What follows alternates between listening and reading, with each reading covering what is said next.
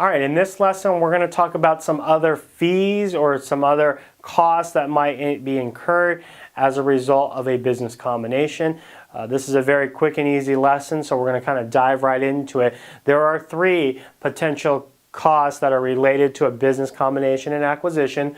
The first one is professional fees. Professional fees is when we pay an accountant, or we pay tax people, or we pay lawyers, or we pay surveyors to come in and check out and make sure that when we do this business combination, it works well. It meets all of the criteria to be a very legal transaction, and then we're going to need those attorneys to actually make the transaction occur. So those are professional fees that we're incurring as a result of the business combination. So those are one type of cost that we're going to incur. The second type of cost we're going to incur is the acquired firm's internal costs.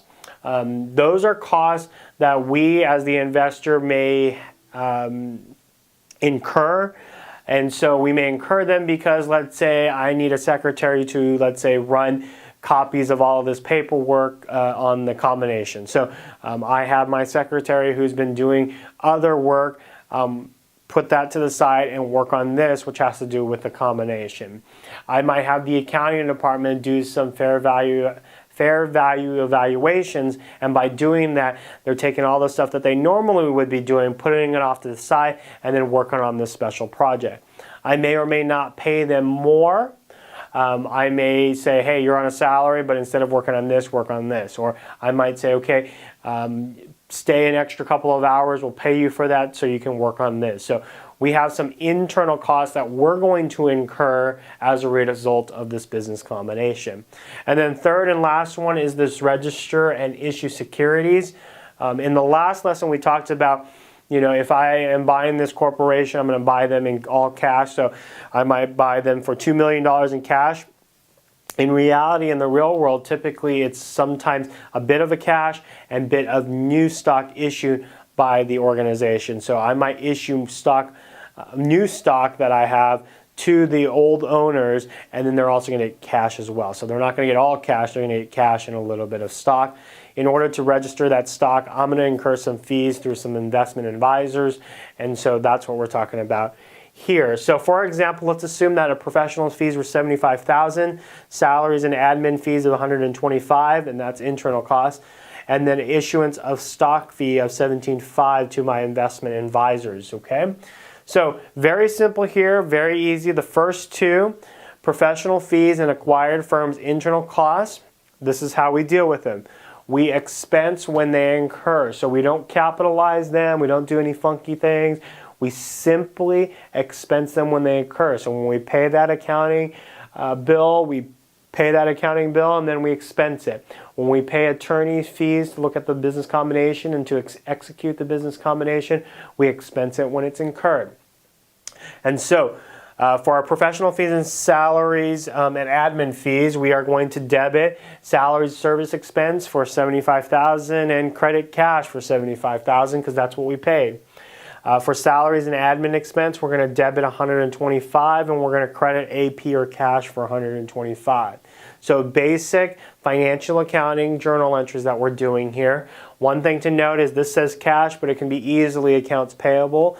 This can be easily cash. So however the firm does it, however the company books it, that's how we'll book it here. So those 2 are very easy.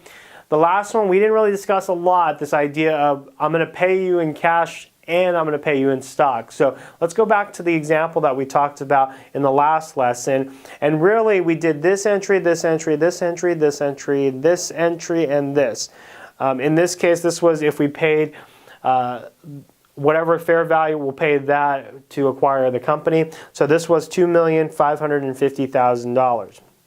Now, in this case, we're saying, hey, we're going to pay you instead $550,000 in cash, and then we're going to give you $2 million in stock. Okay, so we're going to give you $2 million in stock. Let's assume the stock is at $100 a share, so we're going to issue you 20,000 shares. 20,000 at $100 a share is $2 million. Okay, so if you remember kind of from intermediate accounting, the way that we book new issuance of stock that we're issuing, so it's our stock that we're issuing to the old owners, We put it in our books in two ways, one through common stock and another through additional paid-in capital. Common stock, we report new stock times our par value, and then whatever else consideration that we receive goes into additional paid-in capital. So if we take $20,000 times our par value, in this case our par value is $10, we get $200,000. So we would credit $200,000, and then the rest would go to additional paid-in capital. Okay, so kind of to build on the last lesson, we didn't talk about issuing stock instead of just giving them 2.55 in cash. In this case, cash is $550.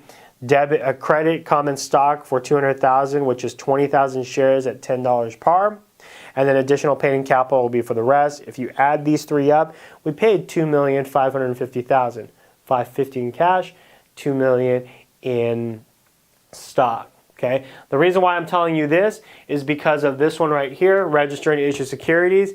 When we have costs that are associated to registering and issuing securities, all we do is we reduce additional paid-in capital because that's where it goes. So in this case, we'll debit additional paid-in capital. Additional paid-in capital here would go down by $17,500 and we credit cash. So the issuance fee kind of decreases the value of this right here. Okay.